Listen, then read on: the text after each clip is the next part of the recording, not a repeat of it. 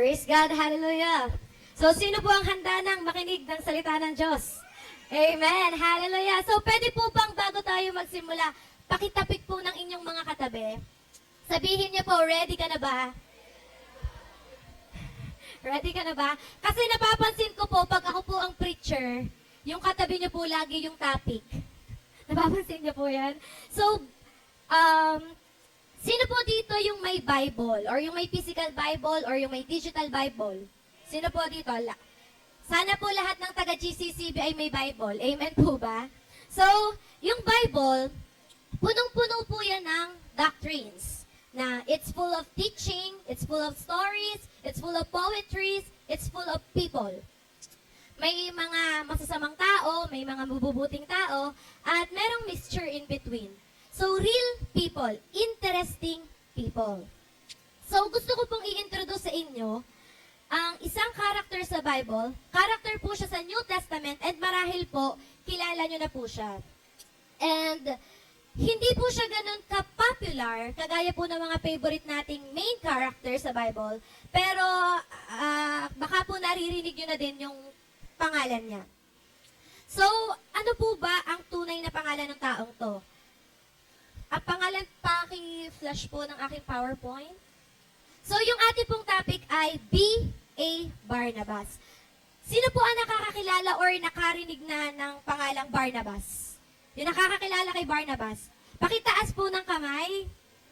Okay, pakibaba naman po ng kamay ng mga, pakitaas naman po ng kamay ng mga alam ang tunay na pangalan ni Barnabas. Ang tunay pong pangalan ni Barnabas ay Joseph. Joseph po ang tunay na pangalan ni Barnabas. Pero hindi po ito yung earthly father ni Jesus Christ. So, si Barnabas po ay si Joseph na taga Cyprus. May palayo po siya na Barnabas. So, we're going to get to know him a little bit better because Barnabas is someone we can all be like. So, if I were to ask you, sino po yung paborito nyong character sa Bible? David? Joseph? Si Jesus? Di ba napakadami pong mga favorite tayo na character sa Bible? Sila po yung mga main character sa Bible. So, di ba sobrang grabe po yung kanilang mga gifts, calling, and yung kanila pong mga ministry. And it seems like they are so up there. Yung mga favorite nating character sa Bible, they are so up there na parang sobra natin silang tinitingala. Kasi grabe nga po yung mga gifts, yung kanilang calling, yung mga pinagawa sa kanila ng Diyos, sobra po talagang grabe. So, paminsan napapaisip tayo, we can never be like them. Kasi sobra po talaga yung gifts and yung calling ng mga taong yon. Pero kung titingnan po natin si Barnabas, which is yung ating main character for this morning, he is someone who really helped to make Paul who he really was. So si Barnabas po ay sobrang down to earth. And may mga qualities po siya na that every one of us could have. May mga qualities po si Barnabas that everyone could have and should have. So 33 times pong nabanggit si Barnabas sa New Testament, yet hindi po siya na-consider as one of the main characters sa Bible. Pero kung iisipin po natin, di ba, siya po ay mababasa sa Acts, yung kanya pong storya. Pag sinabing Acts, parang ang may isip natin na mga main characters dyan, sina Pablo, sina Peter. But this morning, we're going to talk about Barnabas. So ito nga po ay pinamagatan kong B.A. Barnabas, the son of encouragement. So 2 Corinthians 13:11. Dear brothers and sisters, I close this letter with these last words. Rejoice, grow to maturity, encourage one another, be of one mind, live in peace, and the God of love and peace will be with you. So, sino po dito ang may sasakyan? Or sino po dito ang nakakapag-drive? So, madami po ang nakakapag-drive dito or may mga sasakyan. Di ba po, ang sasakyan ay merong gas indicator. Yung gas indicator po ay siya yung nagsasabi kung paubos na yung fuel or yung gas ng iyong sasakyan. So, bago po mawala ng gas, mayroon pong indicator, umiilaw po yung gas tank kapag malapit ng masaid yung fuel mo. Ang point ko po dito mga kapatid, Ang mga sasakyan po, bago mawala ng gasolina, meron siyang indicator na kapag binaliwala mo, ititirik ka nito. And siguro po, meron din tayong mga tao na indicator na kapag pakiramdam natin na tayo ay mauubusan na ng emotional fuel, sana meron din tayong indicator, pero hindi po ganun ang buhay. Our life doesn't work that way. Hindi po ganun ang buhay, kaya kailangan po natin ng mga taong magpapalakas sa atin. So naniniwala po ako na ang bawat tao sa mundo ay kailangan ng encouragement. We need people in our life who are willing to listen to our stories. We need people in our life that will assure us that we are loved, na tayo ay kamahal-mahal. Yung magsasabi sa'yo na, don't lose hope, I believe in you, we need you here. Yung magpapaalala sa'yo na, you are making a difference. We need those people in our life. And minsan napapansin ko po, na sa sobrang busy natin, doon sa mga personal struggles natin, doon sa mga personal difficulties natin, doon sa mga personal issues natin, nakakalimutan na po natin yung ating moral obligation. Ano po ang sinasabi dyan? Yung naka-highlight, encourage one another. Ang moral obligation natin bilang mga Kristiyano ay to encourage one another. So, next slide po, encouragement. So, kung mapapansin niyo po, encouragement, ang word na encouragement ay may courage. Ibig sabihin po ng encouragement ay you are imparting courage. Yung mga wala pong lakas, yung mga walang tapang, kaya nating salina ng tapang at ng lakas. Kasi po, napaka-powerful po ng encouragement. Kasi yung mga taong gusto na pong sumuko, pipilitin niyang bumangon ulit kasi napapasa isip niya na may mga taong umaasa sa kanya, na may mga taong naniniwala pa rin sa kanya. So si Satan, ang gusto po discourage tayo. I-discourage. Ano po ba ang i-discourage? Ibig sabihin, tanggalin yung courage. Tanggalin yung tapang, tanggalin yung lakas natin sa buhay. At ang gusto niya, dayain niya yung ating mga kaisipan. Na wala kang kakampi, walang nagmamahal sa'yo, wala ka ng pag-asa. Yun yung gusto ni Satan. But let me remind you, yung opinion po ni Satan doesn't matter. Satan's opinion about you doesn't matter. Hindi po ito tungkol sa sinasabi ni Satan tungkol sa'yo, kundi sa sinasabi ng Panginoon sa iyo. Ano po ba ang sinabi ng Diyos? Encourage one another. So when we encourage one another, it's like a faith-building opportunity. Pagkakataon natin ito para tulungan ang isa't isa. Na yung mga wala pong lakas, masalina natin ng lakas. Na yung mga nanghihina na, masalina natin ng tapang. Amen po ba? Yung mga taong nasasaid na, yung mga emotional fuel nila, masalina natin ng lakas at ng tapang. So, sino po sa inyo, mga kapatid, yung every time po na nagbabasa ng scripture or ng Bible, ay nai-encourage po kayo? Amen. Diba, hindi naman po kayo magbabasa ng Bible kung nadi-discourage kayo. Sinasabi ko po sa inyo, sa panahon po ng kakulangan, ang sinasabi ng Bible, my God is my provider. Sa panahon po ng sakit at karamdaman, my God is a great healer. Sa panahon po ng takot at pangamba, ang sabi ng Bible, be still and know that I am God. Diba kung kapag nababasa po natin yung mga ito sa Bible, na-encourage po tayo.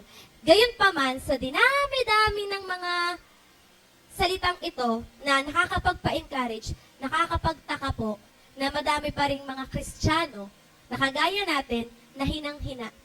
Nakakapagtaka na ang dami pa rin mga Kristiyanong ubos na, pagod na, nawawala na ng motivasyon sa paglilingkod at hinang-hina na sa buhay. Nawawala na yung tapang nila to get out of their comfort zone. At alam niyo po ba, ang hopelessness ay byproduct ng discouragement.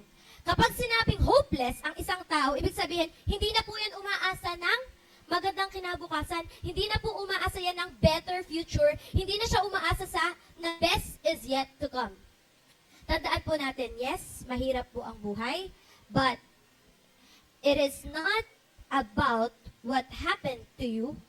Next po, it's about what happened in you. Again, it is not about what happened to you, it is about what happened in you. So, nagets niyo po ba? We cannot control what's happening outside, but we can control what's happening on the inside. I believe po na kailangan natin ng church, ng physical church. Kasi yung iba po dyan, nakita ka lamang po, na-encourage na sila. Amen po ba?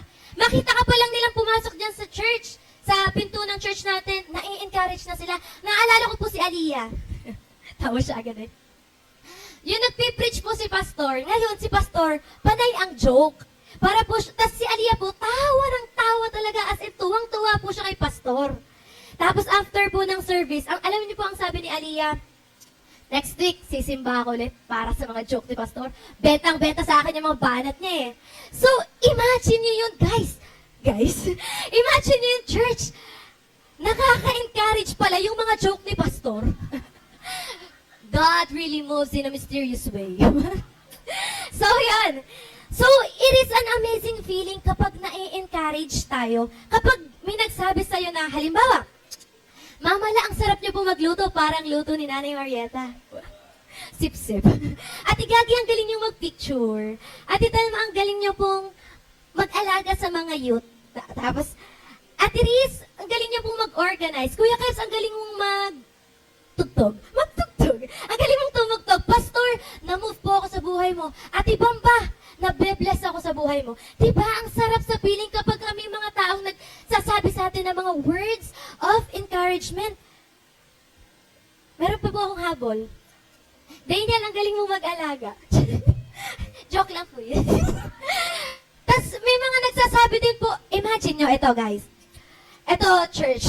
Laging guys, parang nagbablog. Ito po. May mga nagsasabi sa akin linggo-linggo na, Kat, parang lalo kang gumaganda. Pero imagine nyo, linggo-linggo ko siyang naririnig. Pero, na-encourage ako linggo-linggo. Ibig sabihin, linggo-linggo din akong nabe-bless. So, ang sarap po sa feeling kapag may mga taong nakaka-appreciate sa'yo. Kapag may mga taong nagbibigay sa'yo ng words of encouragement. May kakaiba pong feeling na dinadala sa atin yung encouragement. It is an amazing feeling that somebody believes in you. Na may mga tao sa paligid natin na naniniwala sa'yo, nagpaparamdam sa'yo na magaling ka, nagpaparamdam sa'yo na kamahal-mahal ka, at nagpaparamdam sa'yo na nakaka-bless ang buhay mo. That's why it is important that we are part of the church. Amen po ba? There is no such thing as solo Christianity. Diba ang church po ay translated from the word ecclesia. Ang ibig sabihin po ng ecclesia ay assembly or gathering. Meron po bang gathering na solo? Malibang magmi-meeting kayo ng mga iba't iba mong personality. Pero wala pong gathering na solo. Ito po ay pinagsama-samang iba't ibang tao. Amen po ba? So, there is no such thing as solo Christianity. So, kung ikaw ay Kristiyano, dapat may nagtuturo sa'yo. Kung ikaw ay Kristiyano, dapat may nagre-rebuke sa'yo. Kung ikaw ay Kristiyano, dapat may nagsasabi sa'yong, sister, parang mali ata yung ginagawa mo. Kung ikaw ay Kristiyano, dapat may gumagabay sa'yo. Sister, kailangan mo ng tulong. Kung ikaw ay Kristiyano, kailangan mo ng encouragement. Amen po ba? Amen. And if you don't surround yourself with people na mga encouragers, then, kapatid, sinasabi ko po sa inyo, delikado ang buhay nyo kasi walang mga taong nag-e-encourage sa'yo. Alam niyo po ba na ang depression ay mas lumalala kapag solo ka, kapag mag-isa ka? You will never grow in isolation.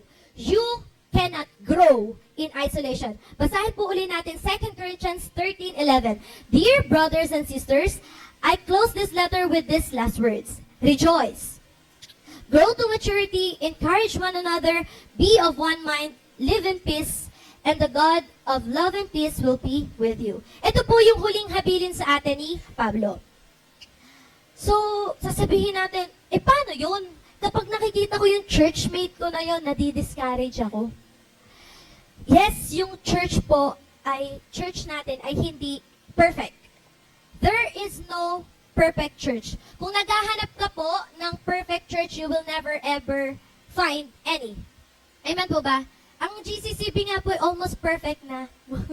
Pero hindi po, wala pong perfect na church. Hindi po perfecto ang GCCB. Si Pastor nagkakamali yan. Tayo mga leaders and workers, may mga pagkukulang tayo. Amen po ba?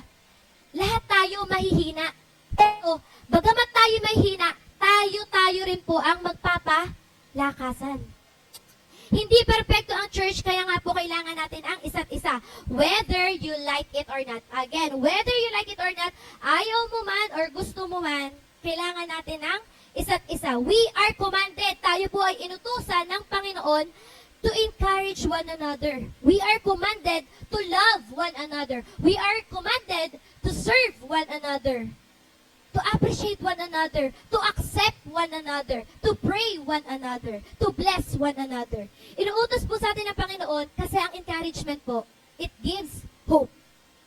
So ngayon po, month of October, hindi lamang po Teachers Month ang ating sinaselebrate, maging ang ating Pastors Appreciation Month ay sinaselebrate din po natin. So wag po tayong maging madamot sa ating words of encouragement. Sabihin po natin sa ating mga pastor kung gaano po natin sila na-appreciate. Let us encourage one another. Yung encouragement, nire-remind po kasi tayo niyan na tayo po ay mahal ng Panginoon, na nagmamalasakit siya sa atin at hindi niya tayo iiwan, na mahalaga ka sa Panginoon. Amen po ba? Amen.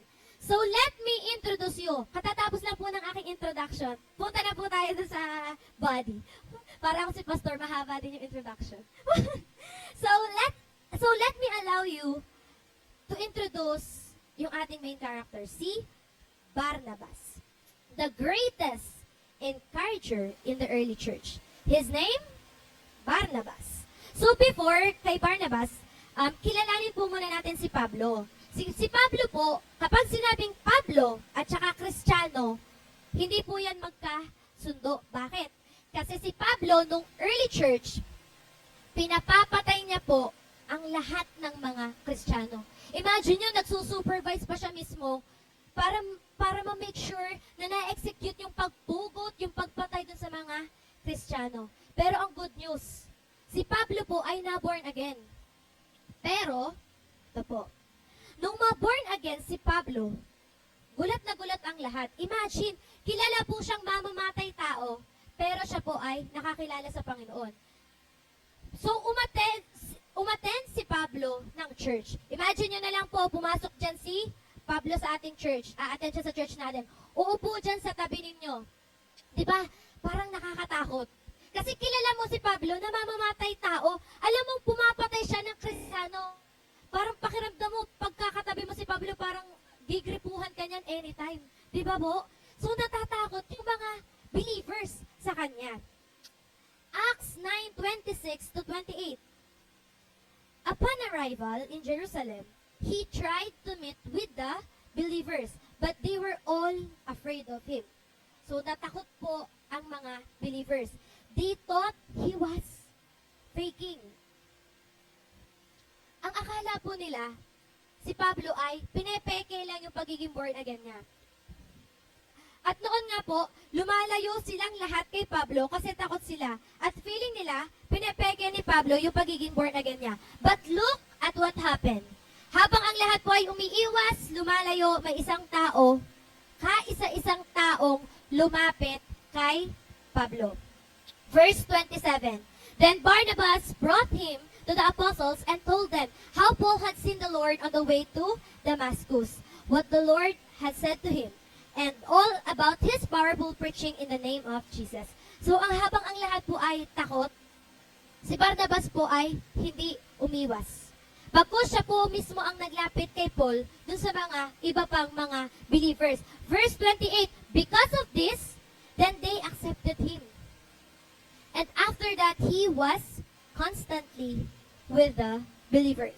So, si Paul po ang nagsulat ng halos 66% ng sa New Testament. Can you imagine what would have happened kung hindi po siya nilapitan ni Barnabas? So, ginamit ng Panginoon si Barnabas para maging advocate ni Pablo. Advocate, ano po bang advocate? Bilang tagapagtanggol ni Pablo. Amen po ba? So, ginamit ng Panginoon si Barnabas. sinabi ni Barnabas sa mga tao, huwag kayong matakot kay Pablo kasi ako ang makakapagpatunay na totoong nakakilala siya sa Panginoon.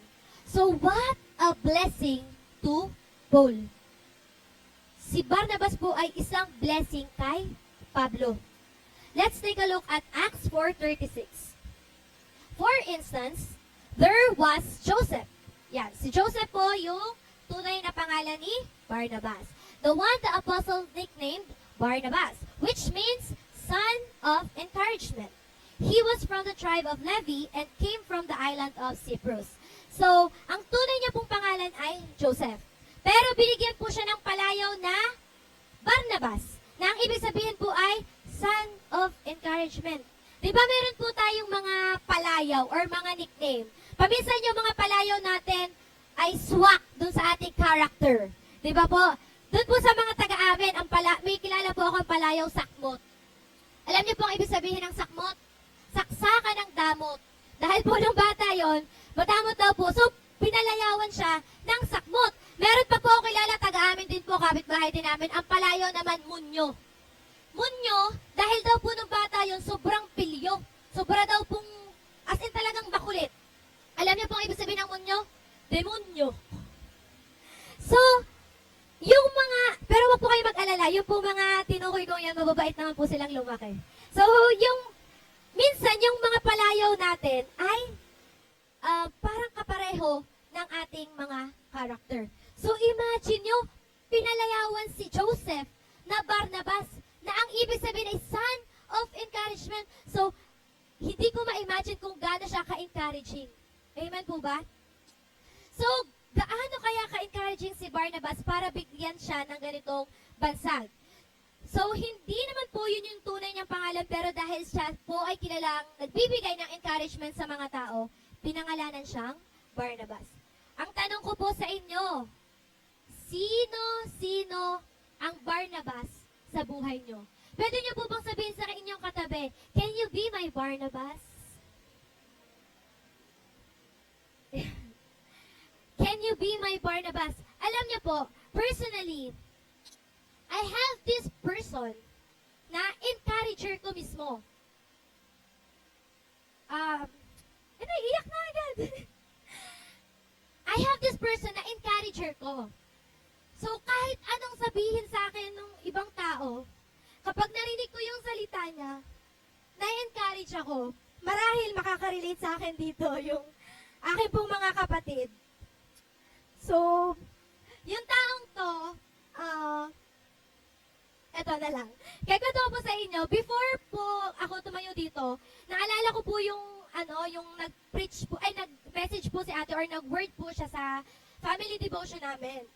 So, tungkol po yun sa prayer. Tapos, tinanong niya ako, Be, lagi ka di bang pinagpe-pray ni Mama La? Ni Tita Ganda? Sabi ko, tapos biglang napaisip ako, sabi ko, oo, lahat nga ng first ko, pinagpe-pray ako ni Mama La. First time kong pumasok sa senior high, first time ko sa college, pinagpray ako ni Mama La. Even kay ate, first time niyang matanggap sa trabaho, first time niyang papasok sa trabaho, pinagpray siya ni Mama La. First time kong mag-preach, pinagpray ni Mama La. Sabi ko, hindi ako iiyak. So, alam niyo po ba na sobrang halaga na may mga tao na Barnabas sa buhay natin. Amen po ba? Alam niyo po na sa sobrang personal po sa akin ng mensahe kong to, itong encouragement. Kasi recently po, may nangyari sa aking issue na ako po ay, thank you po.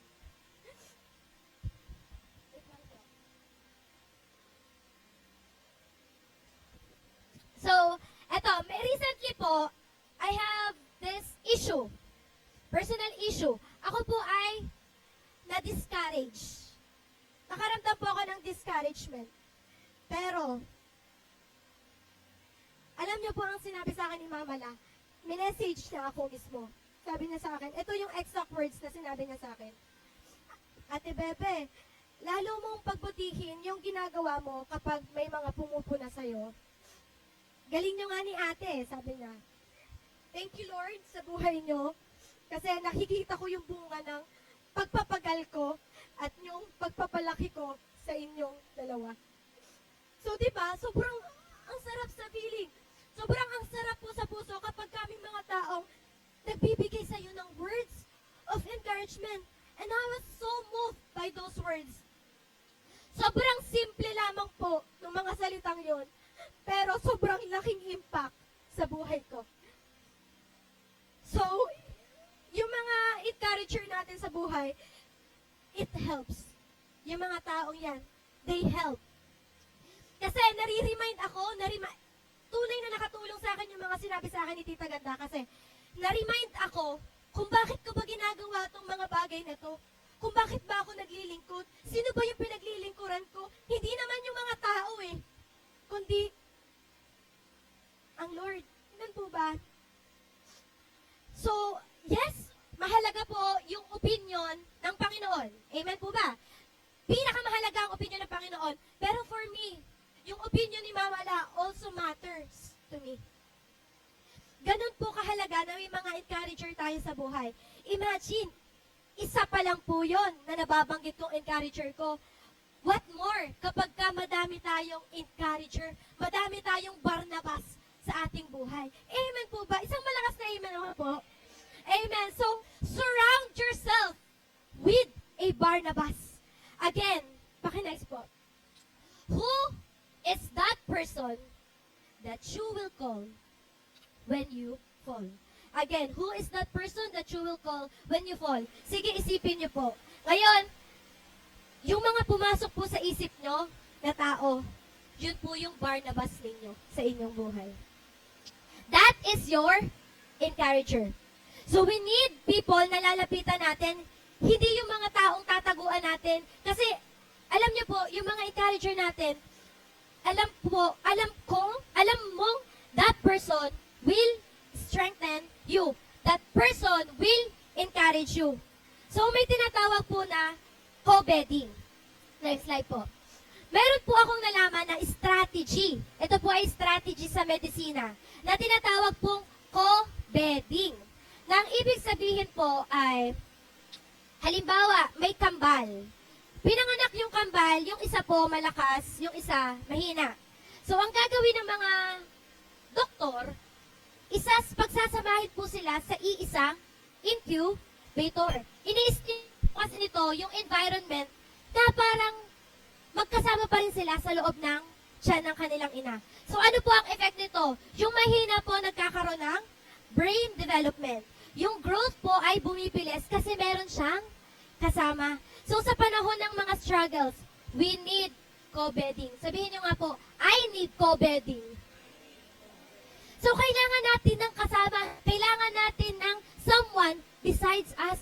Kailangan natin ng mga taong magpapalakas sa atin. We need people in our life na magdadala sa atin ng growth. Hindi ka itutulak palayo, kundi hahatakin ka niyan, papalapit lalo kay Kristo.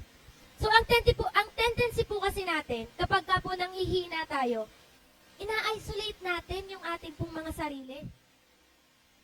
Kapatid, huwag ka pong lumayo. Kasi alam mo namang kailangan mo ng tulong. So, mas mahirap pong pagdaanan yung mga pinagdadaanan nyo kapag mag-isa lamang po kayo. Sasabihin mo dun sa mga kapatiran mo na, no, hindi, okay lang ako. Wag na kayo mag-abala. Alam nyo po, pag nagka-problema kayo, mas malaki po kayong abala. Diba? Kasi, so wag nyo pong itulak yung mga taong gustong tumulong sa inyo. Wag nyong itulak papalayo yung mga taong nagmamalasakit sa inyo.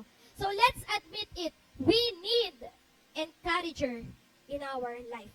Kailangan natin ng encouragement, pero isipin nyo, kung wala pong magbibigay ng encouragement, wala din pong makakatanggap. So lahat tayo, kailangan. Ikaw, kailangan mo. Ikaw, kailangan mo. Ako, kailangan ko. Pero kung lagi po tayong tanggap lang ng tanggap, ay, may problema po sa inyo. So God will and can use you to give others hope. Huwag mong ipagdamot yung encouragement. Huwag mong i-assume na alam na nila yung mga bagay na gusto mong sabihin sa kanila. So, madaming tao, they were helping on the outside but hurting on the inside. Smiling on the outside, but hurting on the inside. Tingnan nyo nga po yung mga katabi nyo. Marahil pangiti-ngiti lang po yung mga katabi nyo, pero may mga pinagdaanan din po yung mga yan. So instead po na we look for a Barnabas, instead, be a Barnabas.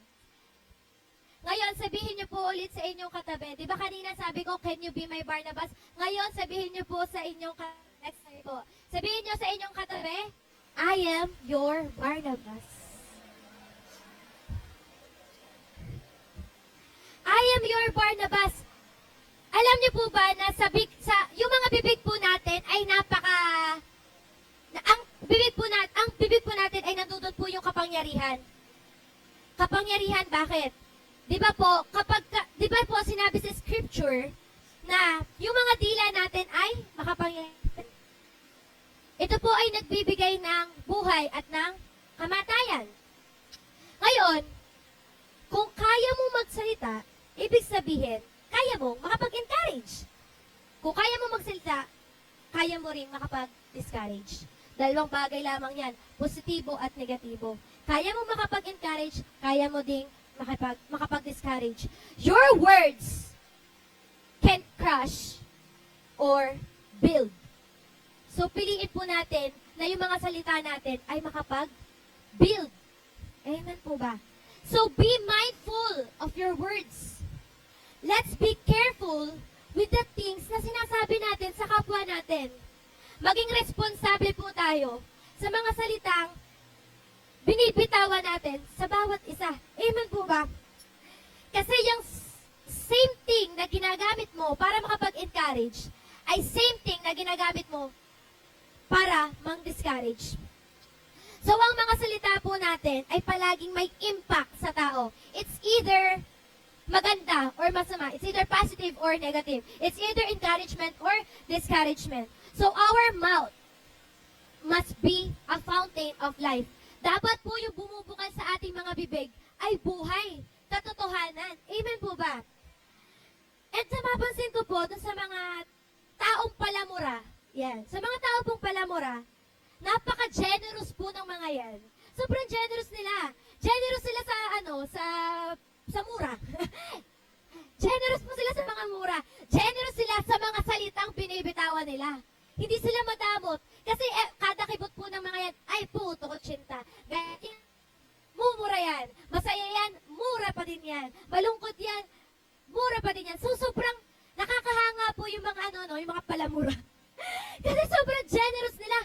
Pero ikaw na Kristiyano, encouragement yung sasabihin mo. Pero bakit ang tipid-tipid mo? Dapat maging generous din tayo sa words of encouragement. I challenge you, huwag niyo pong tipirin. Be a Barnabas to somebody. Amen. So, maging Barnabas po tayo sa asawa mo, sa mga anak mo, sa mga magulang mo, sa mga pastors. Si pastor talaga naakbay agad siya kay mama na. Sa mga pastor natin, sa mga leaders and workers natin, be a Barnabas. You will never know kung sino po yung mga pwede mong mapagpala. Amen po ba? Maging kamahal-mahal ka sa mga tao na kapag nakakasama ka nila, they are encouraged with your life. Maging kamahal-mahal ka sa mga tao na kapag nakakasama ka nila, they are encouraged with your words. So, be a Barnabas. Ngayon, di ba ang sabi po, encourage one another. Hindi po sinabing flatter one another. Hindi po sinabing flatter. Ano po ba ibig sabihin ng flatter? Bulahin. Ang sinabi po ng Diyos, encourage one another. Baka po mamaya, pagtapos ng preaching ko, ay magbulahan po kayong lahat. Hindi po sinabi ng Diyos na magbulahan kayo. Ang sabi po ay i-encourage nyo ang bawat isa. Just because na gusto mong ma-win yung approval ng taong yun, gusto mo lang na magustuhan ka, so ipa-flatter mo siya ng mga words na sa tingin mo ay makakapag-boost ng kanyang confidence. Pero hindi po yun yung gusto ng Panginoon. Ang gusto ng Panginoon ay encourage. Hindi po to flatter. Simple lamang po ang pagkakaiba ng dalawang yan. Ang flatter, kasinungalingan. Ang encouragement ay katotohanan. So kung pupurihin mo lamang siya para makuha yung loob niya, pero hindi bukal sa loob mo, ay wag mo na pong itutuloy. So sa pagtatapos ko po, let's open Hebrews 10:25. And let us not neglect our meeting together, as some people do, but encourage one another, especially now that the day of His return is drawing near. So let us not neglect our meeting together. So wag natin ipapagsawalang bahala yung atin pong pagpunta sa church. Po ba? Dapat maging responsable tayo na tayo po ay palaging uma-attend sa church. Amen po ba? Kasi sa church, nakukuha natin, nakakapagpalakasan tayo sa mga kapatiran natin. Amen po ba? So, ang sabi po rito, mag-isip kayo ng mga pamamaraan kung paano nyo po matutulungan ang iba. Alam ko po na may mga ayaw kayong tao sa church, pero ang sabi po sa Hebrews, meet together. Gather in a such a way na tinutulungan niyo po ang bawat isa. So, kailangan natin ng Barnabas, but also, we must be a Barnabas to somebody. So, sa NBA po, may tinatawag na home court advantage. Yung home court advantage po ay, halimbawa, gaganapin po sa magkalaban po ang Ilat North at Ilat South. Ang home court advantage po ng Ilat South ay doon gaganapin sa amin mismong barangay. So, ang effect po, kapag meron kayong home court advantage, nakakapagpamotivate siya ng mga player. Kahit po isang buwan ng tambak niyan, basta madaming mga cheerer, or madami silang mga sumusuporta sa kanila, nakakapagpalakas po ng loob yung mga encourager nila at yung mga sumusuporta sa kanila. Amen po ba? So, napakahalaga po na may mga encourager tayo sa ating buhay. So, we need a Barnabas na magsabi sa atin, alam kong tambak ka na. Alam kong pagod ka na. Alam kong mahina ka na. Alam kong pasuko ka na. Alam kong pabagsak ka na. Pero kaya mo yan. Kaya mo ang lahat. So, encourage one another. Encourage your family. Encourage your friends. Your churchmates. Our pastors. Encourage our leaders and workers. Because they need it. Huwag niyo pong isipin na madami po ang nagsasabi sa kanila ng encouragement. Maging generous po tayo sa words of encouragement sa mga tao sa paligid natin. So you cannot do life alone. You cannot endure alone. I know we have God on our side. Sometimes, God uses our friends, our family, our churchmates, the people around us. So ito po ang huli kong sasabihin sa inyo. Have a Barnabas in your life. But be a Barnabas as well. Yun lamang po at magandang umaga.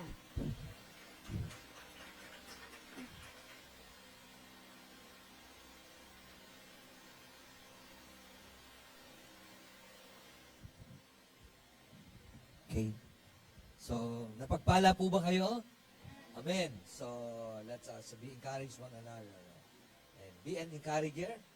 At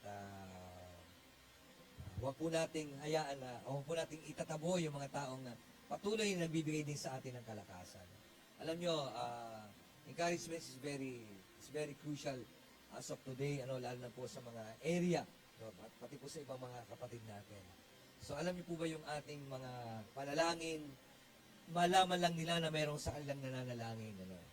Malaman nila na mayroong nagpapaabot sa kanila ng maliit na tulong. Ito po yung nagbibigay ng kalakasan. I still remember kahapon, nag-send ako ng maliit lang pong halaga. Galing po yan sa atin, sa isa pong pastor. Sabi po sa akin ng pastor na naging way para magkaroon ko ng contact sa isa pong pastor sa may Agoncillo. Sabi sa akin ni Pastor Arvin, Pastor, sabi ko sa kanya, maliit lang po itong aming tulong, pero nawa po ay makatulong ito kahit sa maliit na kaparaanan. And hindi ko malilimutan yung nasa akin pang message. Sabi ni Pastor Arvin, Pastor, malaking encouragement yan para sa kanya. So, natouch naman po yung aking puso doon. No? Maliit lang po yung halaga ng aking pinagawa.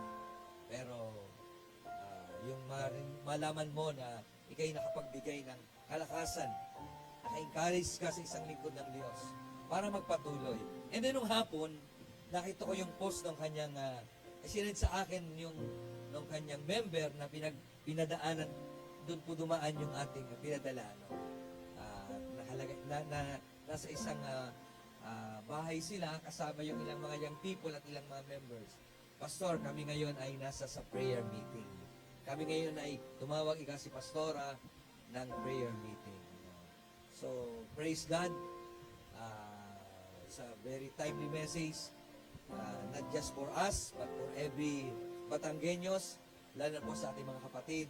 Hindi lang po sa mga Batanggenyos, kung kayo po may mga kaibigan, meron tayong mga kakilala sa mga Bicol region o sa iba pong mga nasalanta, I just say them, encourage them through our message at yun po yung pinakamaganda. Kung kayo po ay magpo-post sa mga FB, huwag niyo po i-post yung ating mga problema.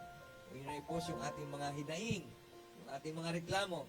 Post na lang po natin yung mga words na magbibigay po ng encouragement sa mga tao, lalo na po sa panahon ngayon.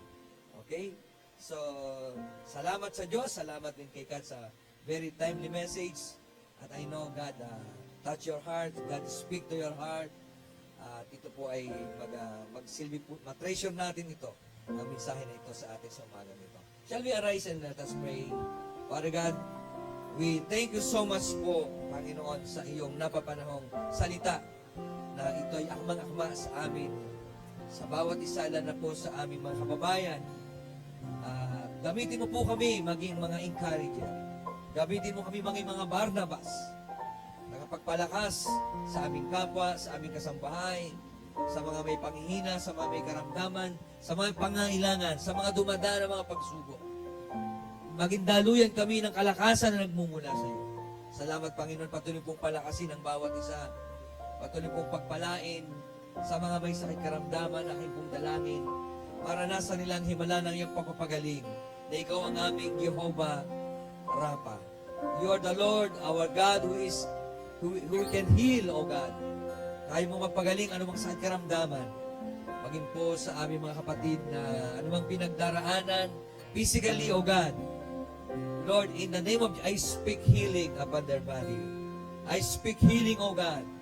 In the name of Jesus, you are a God who is the creator of heaven and earth. Ikaw ang Diyos ng himala, Diyos sa walang bagay na mahirap, Diyos na nagpapagaling, Diyos sa salita mo lamang na pinapadala, kami gumagaling.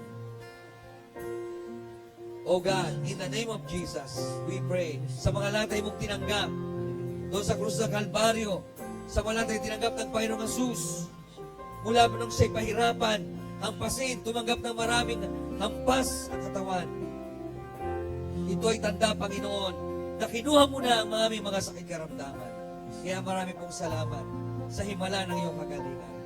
Sa mga nabibigatan na lubha, salamat po sa kapahingahan, sa kapayapaan, sa kagaanan, na ikaw, Diyos, ay tumutugon sa aming mga dalangin, sa mga pangailangan, maging sa kanyang pamilya, sa tahanan, sa relasyon, sa trabaho, sa pag-aaral. We thank you, Father Heart God, na ikaw ang tumutugon, ikaw ang umaabot. Panginoon, hallelujah, pagpalain mo po ang bawat isa. Maging nasa Zoom, nasa iba namin mga kapatid, wala man sa oras na ito, salamat po, Ama, na ikaw ay Diyos na makapangyarihan. Ito po ang aming samot na langit. Maging po sa aming mga kababayan, mga kapatid, kapwa mananampalataya, saan mang sulok ng Batangas, maging ng Pilipinas, na mayroong mga pinagdaraanan ngayon, naapektuhan ng Bagyong Christine. We pray, O God, ikaw po ang hihipo, ikaw ang tutulong, ikaw ang tutugon. Ikaw ang magmumove sa bawat isa. Panginoon, sa aming pong pamahalaan, sa aming mga nanunungkulan, ito po, Panginoon, ay pagkakataon upang ang niatang mong sa kanilang mga balikat, sa aming mga balikat, ay magampanan namin, O Diyos, ng may kayusan. Salamat po, Ama. Salamat, Panginoon. Lord, ikaw po aming pinupuri, pinaparangalan. Anumang panahon, anumang sitwasyon, araw-araw, Panginoon, oras-oras, minuminuto, ikaw ang aming pupurihin, parangalan. Ang iyong lamang tanging pangalan, Panginoon Jesus. Hallelujah. This we pray, O God, in Jesus' mighty name. Amen and amen. Sa iyong piling, sasampahin sa dakong piling, mananatili sa iyong piling, nakasumuran sa dakong piling, mananatili sa iyong piling, nasasampahin sa dakong piling, mananatili sa iyong piling, magpasukuran sa dakong piling, mananatili sa iyong piling, nasasampahin sa dakong piling, mananatili sa iyong piling, napasukuran sa dakong piling.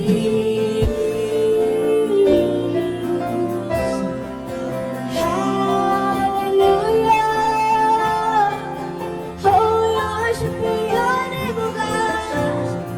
Hallelujah, oh Jesus.